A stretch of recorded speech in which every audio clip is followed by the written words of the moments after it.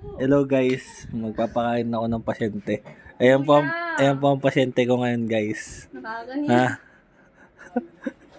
Dali na ako na lang. Masama po ang kanyang pakiramdam. Ako na lang. Ngayon guys. Kasi guys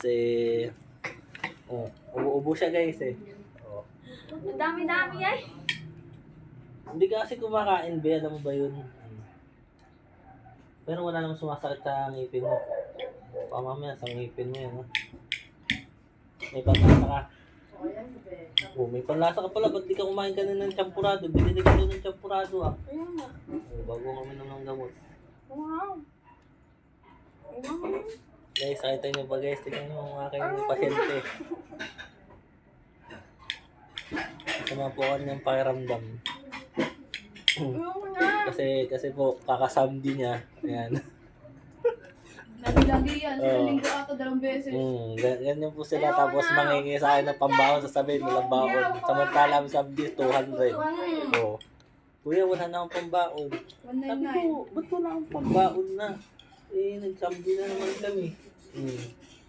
Kain na Brad. Diba? Yan pa ito na eh. Ayoko na kuya. Mas okay na kawin eh. Ayoko na. Ayan na, binigyan ka na ng pagkakataon pumayat. Tapos ngayon, baka naman pag gumaling ka, Kuya, may tugot na. kumain ka na naman ng kumain. Ayoko na kuya. Kumain ka ng kumain. Ayoko na. Kumain ka. Nagda-diet ako. Ay, O, tignan mo. Nagda-diet pala ito kaya ka nilalagnat eh. diet ka dyan. Kakagaling lang niya. Bago lagi pa niya. Nakakasamgip lang yan. Sambiutsal. Kuya, ayoko na.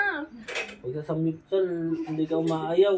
Tapos samantalang ito lang yung Ayoko na. o talaga eh.